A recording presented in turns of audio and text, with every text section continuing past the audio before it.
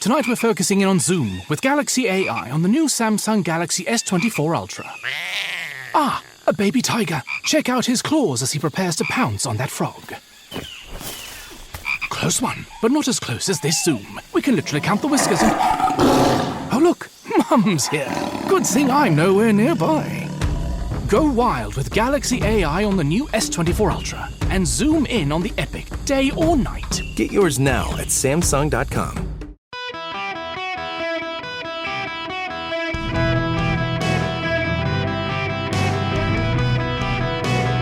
Welcome to the Eric Erickson Show podcast, Hour 2. Hello, America. Welcome. It is Eric Erickson here. It is an open line Friday, 877-973-7425. You get to call in about topics off the beaten path. Anything you got a question about. You just keep in mind, you still got to actually have a good question.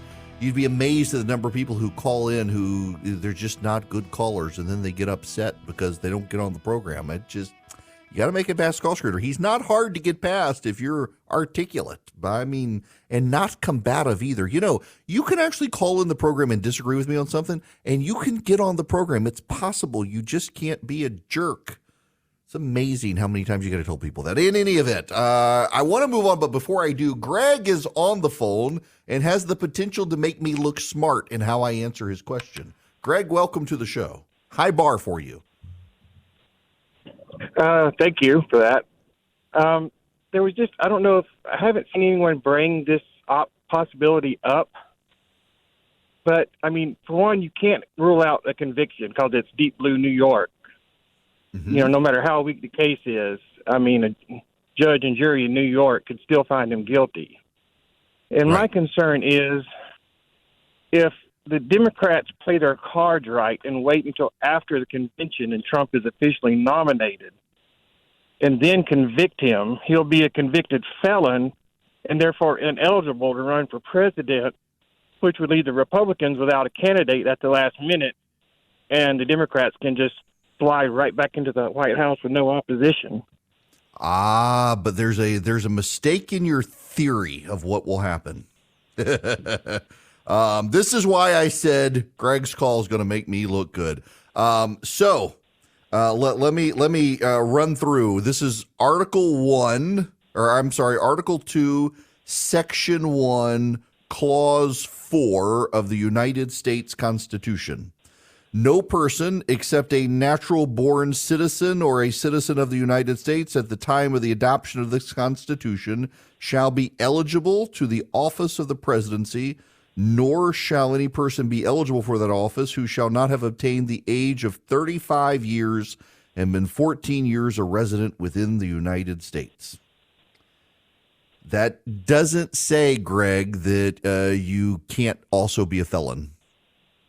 In fact, I figured you could correct me on that. I heard that somewhere before, but it could still potentially leave the Republicans without a viable candidate. This is something the Republicans will have to take up. But you can be a felon, indicted, and on death row in prison and run for president of the United States. And if you get enough people to vote for you, you become president of the United States. That's good to know. I might run myself now. Yep.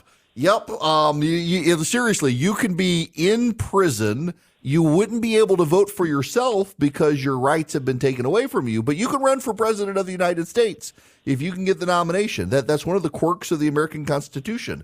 You got to be a U.S. resident who has lived in the country for 14 years, who is a natural-born American and 35 years or older. You can also be a felon on death row. You just good luck. Campaigning. They're not going to let you out of prison to campaign.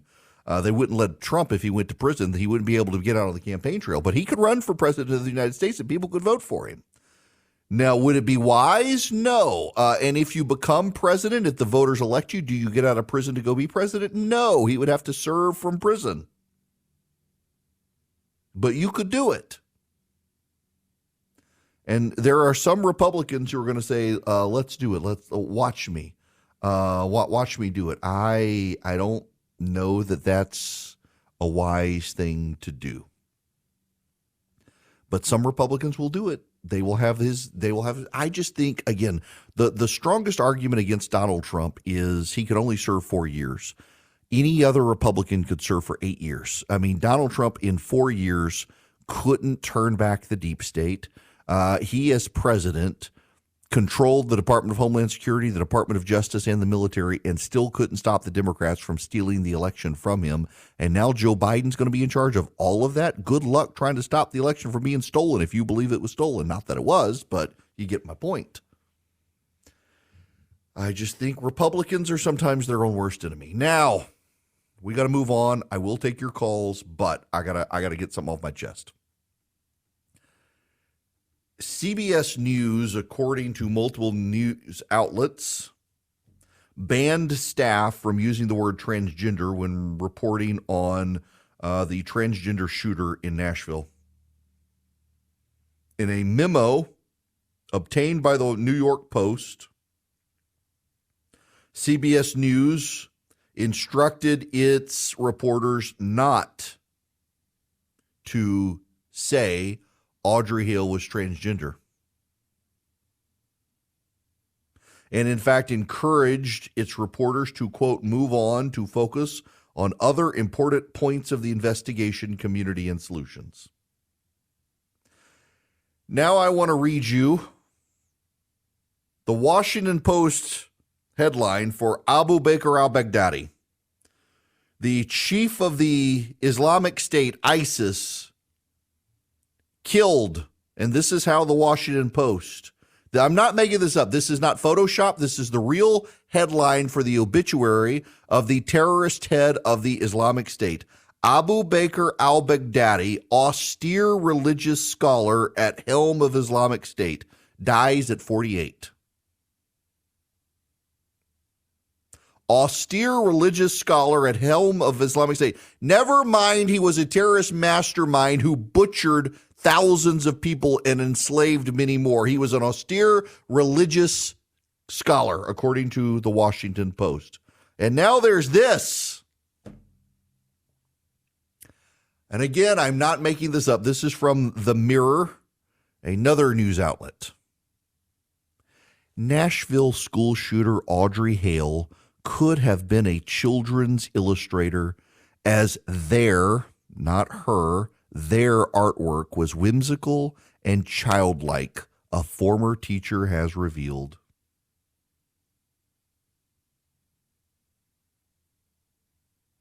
Nashville shooter Audrey Hale could have been a children's illustrator, as their artwork was whimsical and childlike, a former teacher has revealed.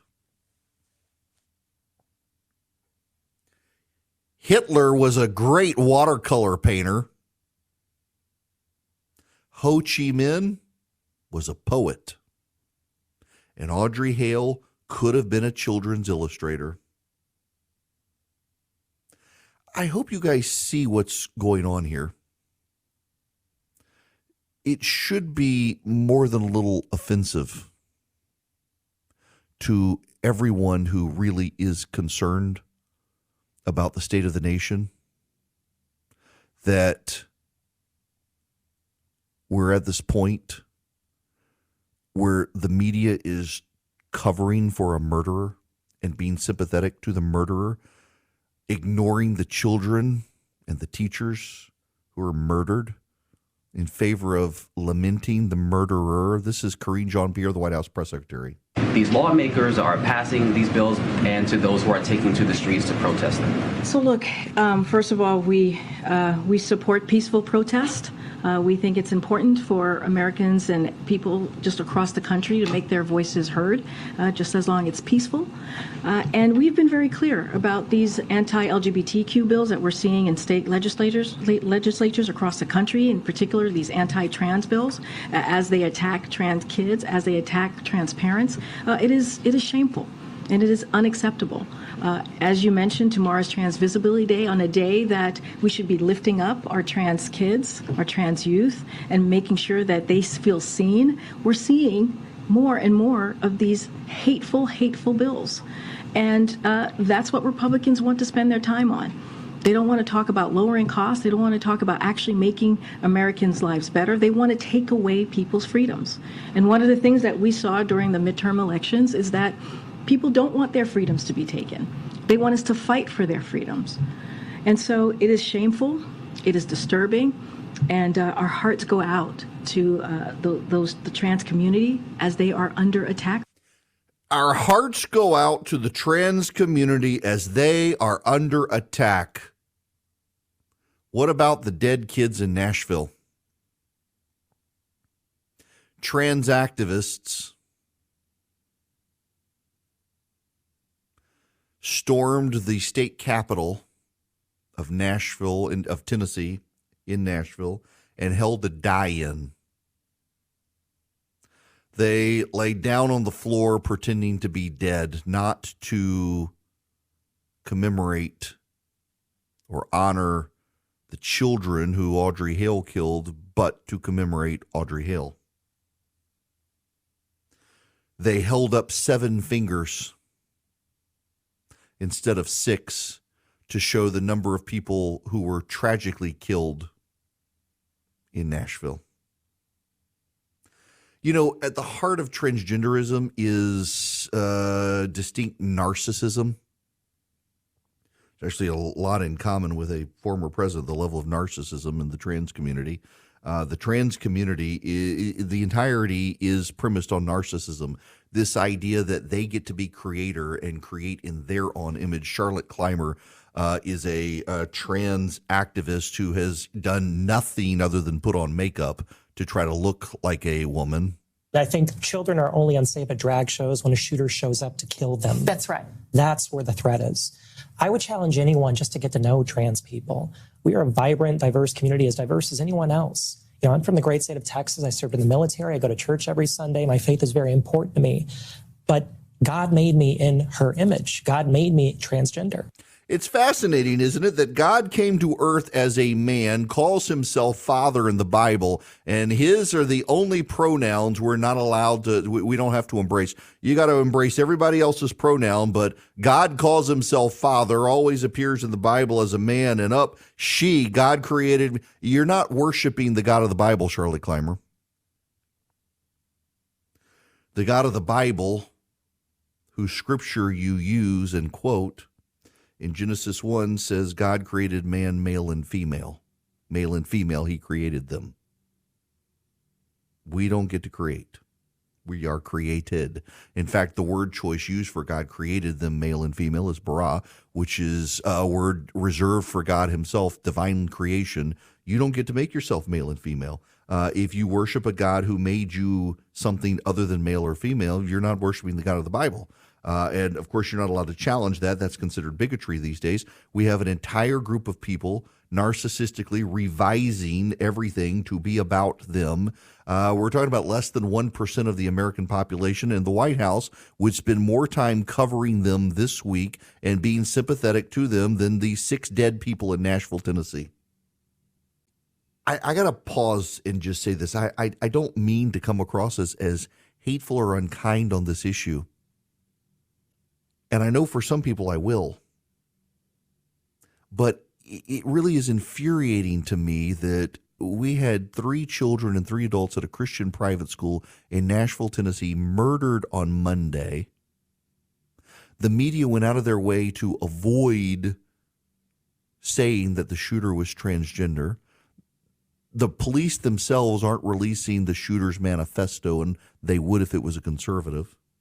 And the White House and the media have put more into being sympathetic to the shooter than to the children.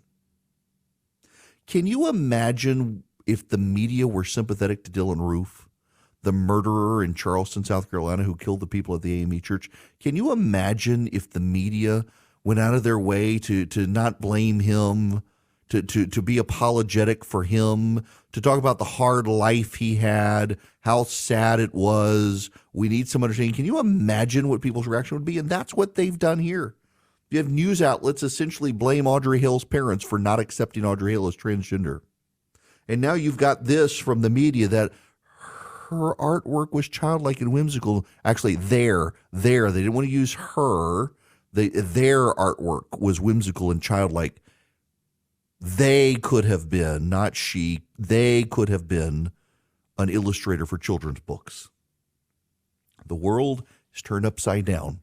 You want to talk about norm shattering? There's your norm shattering.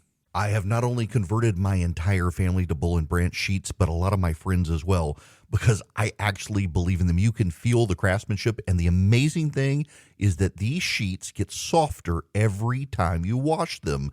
Don't believe me? Give them a try. Right now, you can get early access to Bull and Branch's spring sale. You use code ERIC, that would be my name, ERICK, and get 20% off today at bowlandbranch.com. That's Boll and Branch, BOLLAND branch.com. The promo code is ERIC. Exclusions apply. See the site for details. I got to tell you guys, these sheets are designed for incredible night sleeps. They're made without toxins. They're free from synthetic pesticides, formaldehydes, harsh chemicals. They fit really deep mattresses, and I've got a thick mattress, and they don't shrink up, which is great.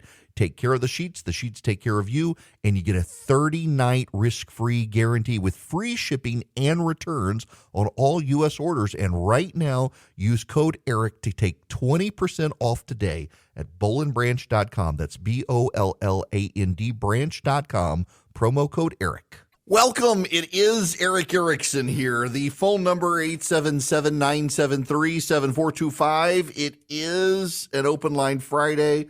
Before I get to anything else, oh my gosh, we gotta okay. I gotta set this up for you and explain this.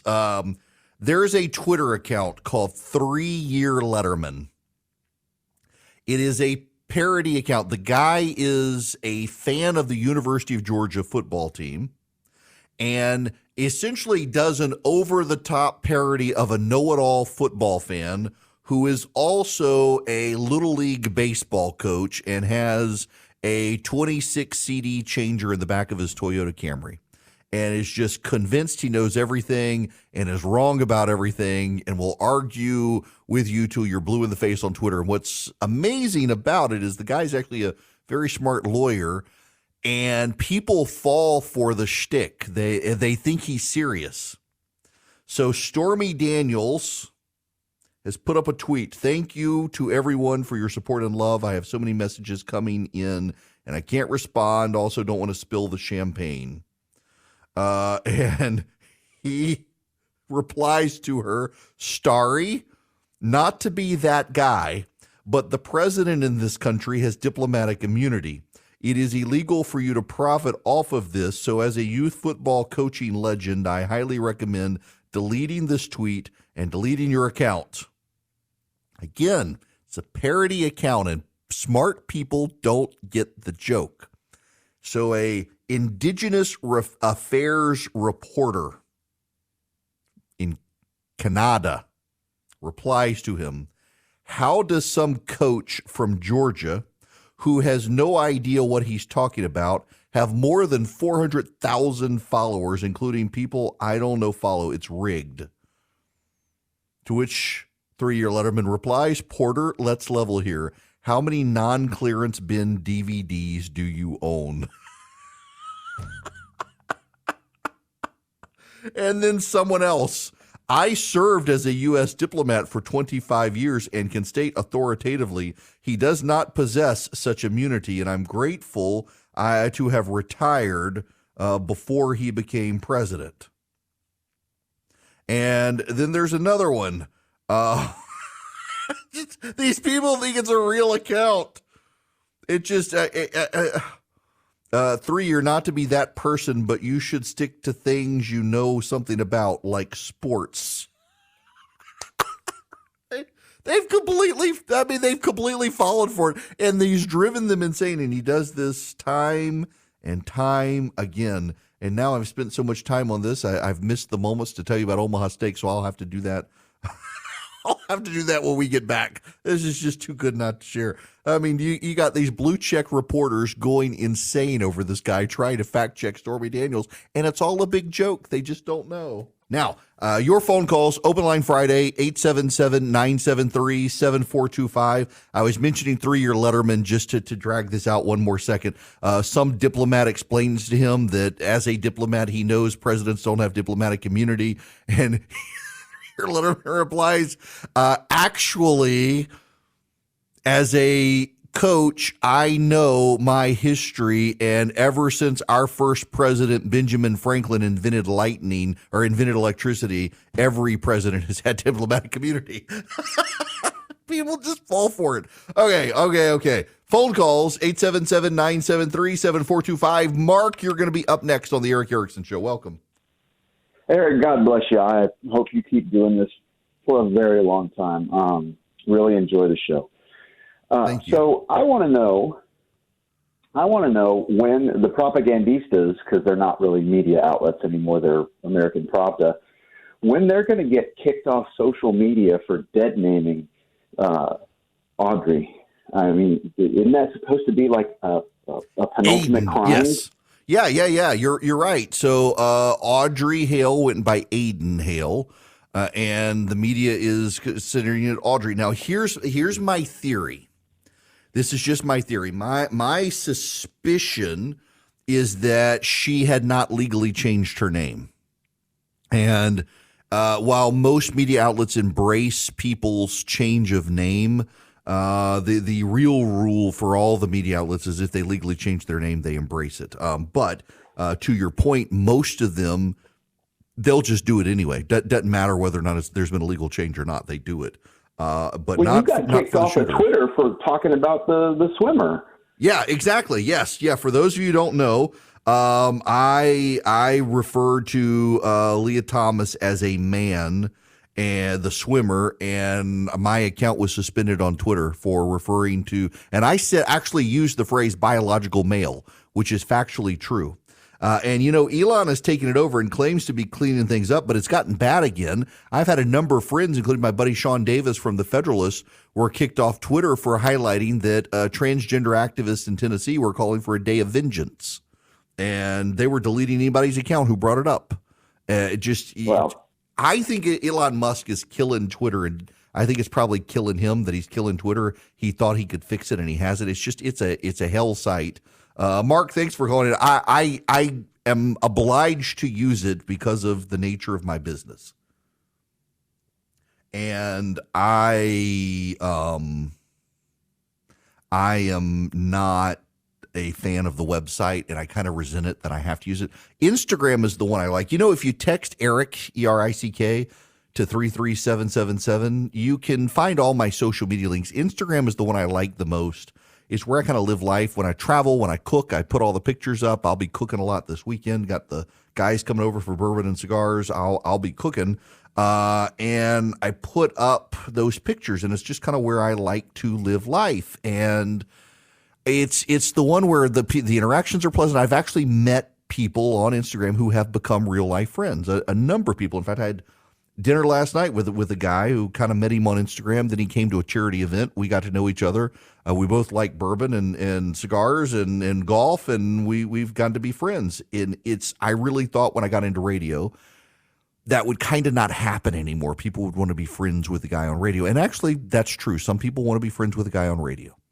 But I have, because of the nature of Instagram and your relational ability to share pictures about your life, the good, the bad, the ugly, although admittedly a lot of people curate it, I actually have gotten to be friends with people there, and it's been nice. Now, I gotta move on because we got to talk about the wokes some more.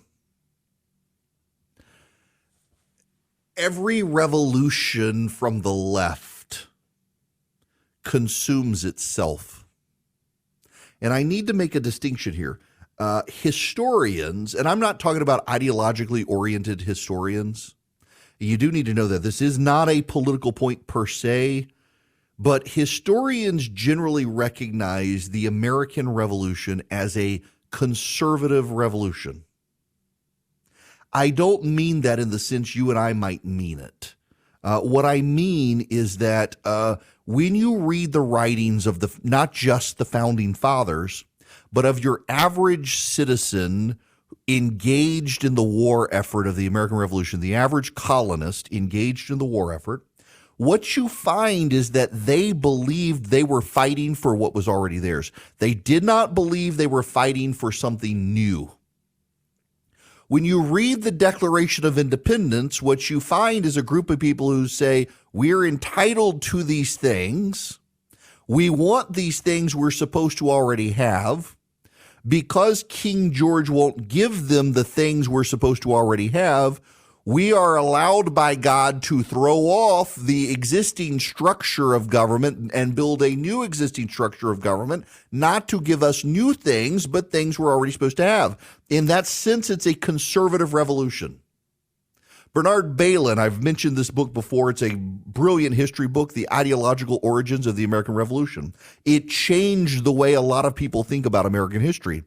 In the 1930s and 40s and 50s, the prevailing sentiment of the American Revolution was that it was a mercantilist revolution, that the British, through tax structures, were undermining the upper middle class traders of the colonies who decided that they needed a revolution to preserve their wealth. And that kind of became the common theme and ideology of how American history was taught, is that it was a commercial enterprise being disrupted by the British. Therefore, the merchants had to rebel to keep the money coming.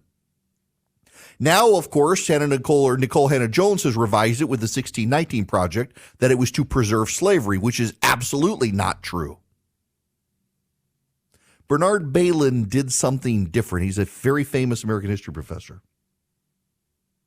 Bernard Bailyn documented this in his book, The Ideological Origins of the American Revolution. What he found is that your average middle-class person, your average literate poor person in the United States, and the poor were highly literate, and the middle class were very literate, and they wrote letters back and forth to each other. And he read the letters of the husbands to the wives, and the wives to the husbands, and the parents to the children, and the children to the parents. Not of George Washington and his family, or of John Hancock and his family, not of Paul Revere and his family, but of your average grunt who you don't know, who was summoned to Bunker Hill, who would die on the battlefield, whose name history would not otherwise record. What Bernard Bailyn found is that these people really believed they were English subjects and citizens, and that they were entitled to the English Bill of Rights that their grandfathers in Great Britain had fought for, and that the king and parliament would not recognize them as British citizens. They recognized them as something else, as colonists. And they were aggrieved that they believed themselves to be Englishmen. Many of their grandfathers had in 1688 fought for Parliament and the British and the English Bill of Rights. And so they were rebelling to essentially secure their British sovereignty. And originally they had believed all along that it was Parliament who was keeping information from the king. You have to keep in mind, concurrent to all of these things happening in the United States, changes were happening in Great Britain. George III was king. George III had a mental illness, biologically induced mental illness. Parliament was becoming stronger. William Pitt, among others, as prime ministers, were exercising more and more control, taking more and more control from George III, which was an evolution from the Glorious Revolution, William and Mary coming over, exercising primacy of Parliament. Well, the Americans were across the ocean, a multi-week voyage. The rule of law was changing in Britain. The power of the king was fading as the power of Parliament was gaining, and they didn't know it. And for the longest time, the Americans thought, oh, Parliament is keeping things from His Majesty. If only His Majesty knew these things. So they convey their letters to His Majesty, and George III tells them walk a plank. And they're like, well, I mean, Parliament's against us. His Majesty's against us.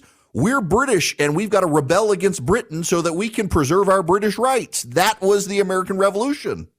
They wanted something new to preserve something old. Most revolutions are liberal revolutions. The American Revolution was a conservative revolution.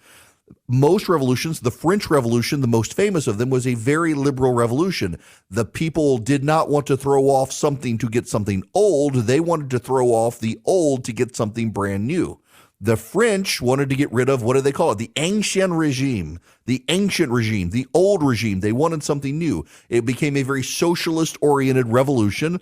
And what happened, because they were striving for something new and not something old, they were unmoored from those old things, and thus the new thing could ever evolve into something more new. And eventually the revolutionaries themselves were swept up and killed by the advanced revolutionaries in the quest for something new and evolving.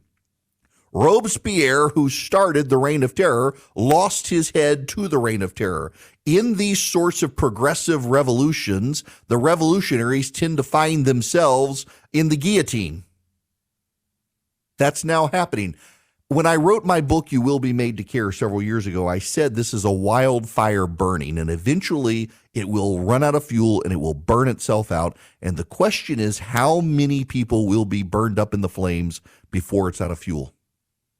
And I noted that historically, in these sorts of situations, the people who strike the match are the ones who ultimately get burned. It is happening to no finer people than those at National Public Radio.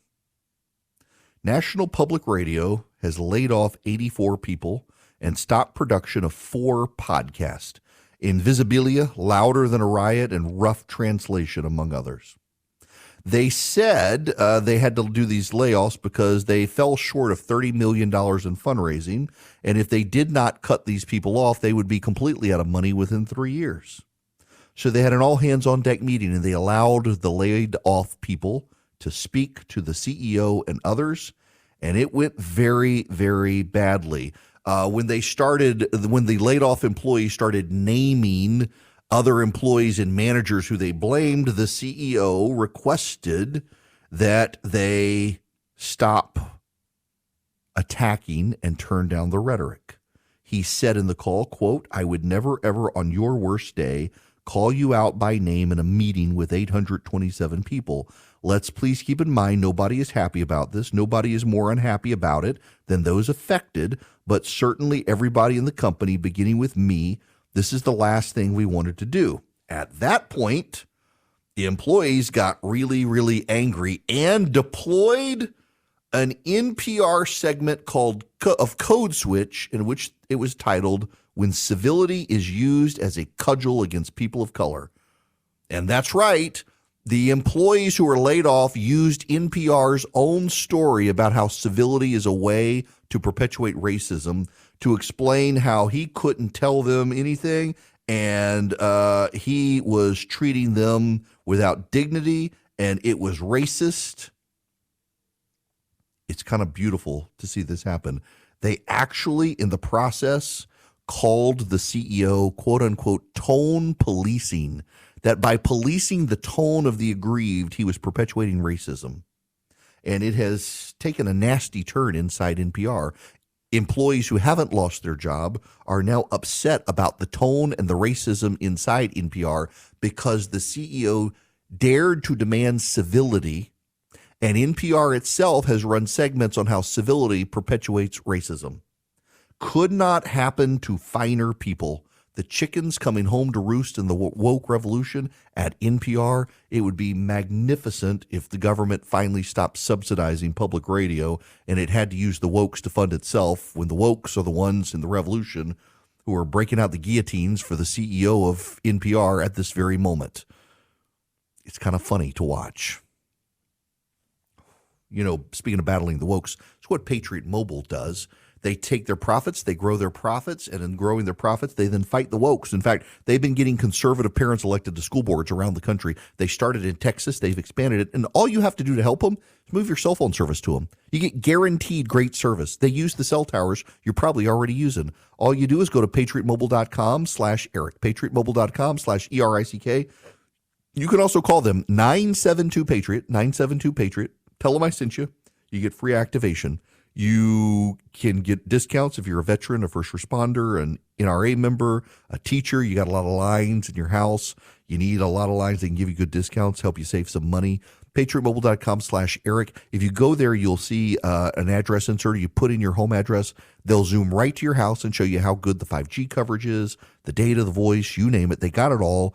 patriotmobile.com/ERICK. This hour of the program brought to you by First Liberty Building and Loan in Noonan, Georgia. They can help you wherever you are in the United States. You're looking for money to build a building, buy a building, grow a business. You need $750,000 or more and your lender sucks. Well, First Liberty does not. They're fantastic, great people. The Frost just salt of the earth people, and they want to help your business. They've been doing this since the 90s. Reach out to them, firstlibertyga.com. All right. I was going to put on the, I've got such a, y'all, please, I beg you, stick with me for the next hour because I have got a story. We say occasionally funny. I've got the funniest story I have read. I thought it was a joke until I Googled it. It is a true story in the New York Times. You're going to love it, but I want to go to Pat's phone call first. Pat, welcome to the show. How are you? I'm doing well, Eric. It's good to talk to you. I enjoy listening to you, a voice of reason in a world awash with emotion. I appreciate it. We all hear about Beria and show me the crime and I will show you, you show me the man and I will show you the crime. But I've been looking a lot at China recently, and a number of Chinese billionaires have been disappearing. And then when they're all enemies of the current regime or opposition, and when they reappear, they're all indicted for a number of various business crimes and corruption, and they go to jail for a couple of decades. I find it interesting and disturbing that we're going to have 30 different counts against Trump for what is probably obviously business crimes. That disturbs me. Mm-hmm. It should. It is for all the people who claim the right is authoritarian. This is your authoritarianism staring you in the face. A county district attorney in New York trying to prosecute the former president over a 2016 issue that this DA's predecessor said would not hold up in court. This guy, who's actually not as smart as the old guy, thinks he knows better, is under the cover of a grand jury, trotted out surprisingly 36 counts based on something that even federal prosecutors in Joe Biden's administration do not think amounts to anything. But this guy somehow thinks he does. Yes, I can totally see the comparisons to how China deals with its businessmen who have made too much money. The only thing Donald Trump did that is a chief sin among these people is beating Hillary Clinton. They don't care about the adultery. They do it too. They don't care about the cooking the books. They do it too. They care that he beat Hillary Clinton, and they've been trying to get him ever since. When we come back, y'all, I'm telling you, I don't want to build this up too much, but you need to be here for the next hour. Text Eric to 33777 if you need the live stream. You need to listen to this story. Hey guys, it is Ryan. I'm not sure if you know this about me, but I'm a bit of a fun fanatic when I can. I like to work, but I like fun too. It's a thing. And now the truth is out there. I can tell you about my favorite place to have fun. Chumba Casino. They have hundreds of social casino style games to choose from with new games released each week. You can play for free anytime, anywhere. And each day brings a new chance to collect daily bonuses. So join me in the fun. Sign up now at ChumbaCasino.com. No purchase necessary. VGW Group. Void where prohibited by law. See terms and conditions. 18+.